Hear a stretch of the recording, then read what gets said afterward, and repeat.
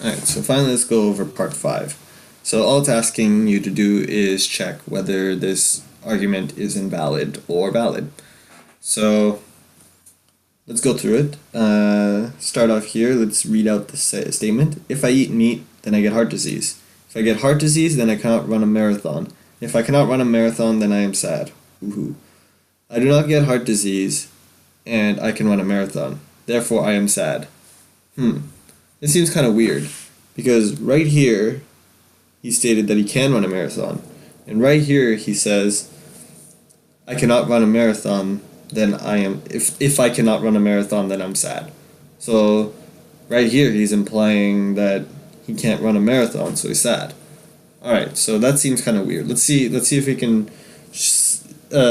let's check first if this is a valid statement. If not, then we'll try to show how it's an invalid statement. And if it's an invalid statement, oh boy, you guys are gonna love this. Alright, so first we need to grab our propositions first. So we see our first proposition here is I eat meat, so I'm gonna call that E. Oh sorry, I'll just call that M. And right here, I get heart disease, I'll call that H. Here we have another reference to heart disease, so that's just H again. I cannot run a marathon, I'm going to call this not R. This is R. I can run a marathon is R. And then here we have I cannot run a marathon again, so that's just not R. And then this is saying if you cannot run a marathon, then I am sad. So I am sad is one more statement, and I'll call that S. Alright, so let's write this out as premises and the final conclusion. So right here, our first statement says, if I cannot eat meat, then I get heart disease, so it's M implying H. Next is, if I get heart disease, then I cannot run a marathon, so this is H implying not R. Then we have, if I cannot run a marathon, then I am sad, so that is not R implying S.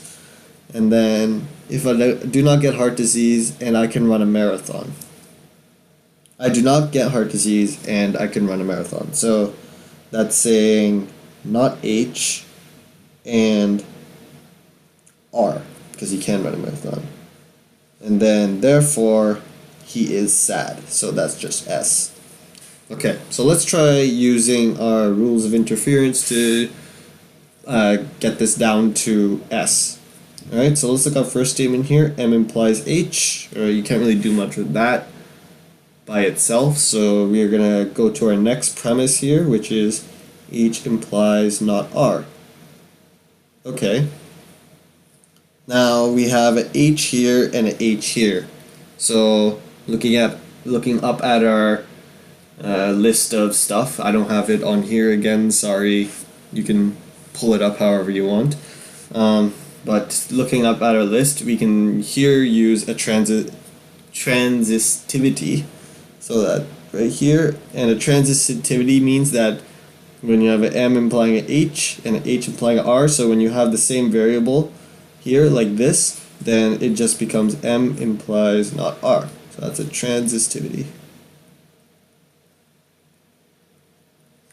Alright, so now let's move on here. Let's bring up our next premise, because we can't really do much with this by itself. So let's bring up our next premise. Not R implies S. Okay. So again, we have the same variable here, so let's use another transitivity to bring that to M implies S. Okay, that's a transitivity again.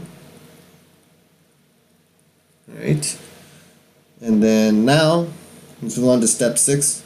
Oh wait, we can't really do anything with this anymore. All we have is an implication here. Sure, let's bring up the last premise, not H and R, but really the only thing we can do with this is use a simplification on it, but even then a simplification doesn't really do any use to us, because none of these variables match this implication, and also Like, you... Whoopsies. Okay. Let me just put this charger in quickly. So sorry. Okay. So since we can't simplify this down in any way, that means that we are stuck. We have nowhere else to go. So far I've been assuming this statement is valid, but since we're not able to simplify this down anymore, I think I have to assume that this might be an invalid statement. Okay? So let's go ahead and try to show that this is an invalid statement. And to show that something is an invalid statement, well, what we have to do is show a situation where all of the premises, I'll keep the premises up right here, where all of the premises are true, but where our conclusion is false. Because the argument is true, or is valid, if all of our premises are true, which guarantees that the conclusion is true. So the only way it's invalid is if all your premises are true and your conclusion is false. So we need to find one situation where it's not, where our premises are true and our conclusion is false. So the most accurate way to do this is through a truth table. And if you look up here, you see that we have 4 variables to do a truth table with. Well, let me introduce you to this truth table. This monster right here. Okay. Let's move this back up to this screen so I can reference things.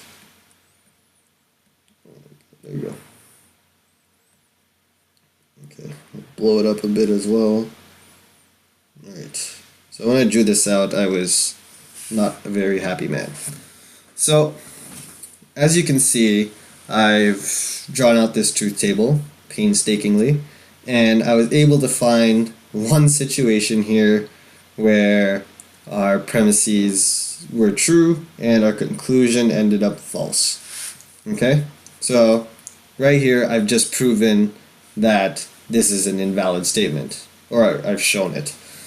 Okay? So, now that I drew out this table, I'm like, can I think of a way to like help you guys simplify it down a bit? Well, okay, I started looking through the premises a bit, alright? So I see here that we first have an implication, and I know that an implication is going to be false if you have a true here and a false here, right? So to get rid of the falses, any of the falses, we have to just first get rid of this true part of the table. Because you can see right here, all of these m's are true. So these are all useless to us. We don't have to use these. So, okay, that makes this a much more reasonable table to work with. And let me scribble that a little better so I can still see the premises. Okay, so next I looked at H implies not R. So now I know that H can't be true. So right here is where you can see all of the H's are true now in the simplified table, so we can scribble that out. Okay. So now we look at not R implies S. And so now not R needs to be false. So remember, this is not R. So we have to remember that anywhere it says true in the R column, that actually becomes false, and anywhere it says false in the R column, it becomes true. So that means that this part of the table is going to be scribbled out. Okay, so now we look at not H and R. Okay, we know that this is only true if both not H and R are true. Okay, so we see here that both of them actually end up being a true statement. Alright, so now we think, alright, the S statement here has to be false because what we're trying to show is that the conclusion is false. So therefore, we can just scribble out this statement, and we're left with this one. So if you can imagine the truth table in your head, then or if you want, just write out this column, okay? Then you can think of it like this and scribble out everything like I did, and it might save you some time. I have no idea if this works for other tables either, but if you want to give it a shot, then go ahead. If you have a much smaller table though, say you had only 3 variables, I'd say go ahead and just do the table, because it's the most accurate, and you will be finished pretty quickly with only 3 variables. But with 4 variables, holy crap, it gets long. So try this method out. If it doesn't work, then sorry, but I tried. Alright, so thanks for watching.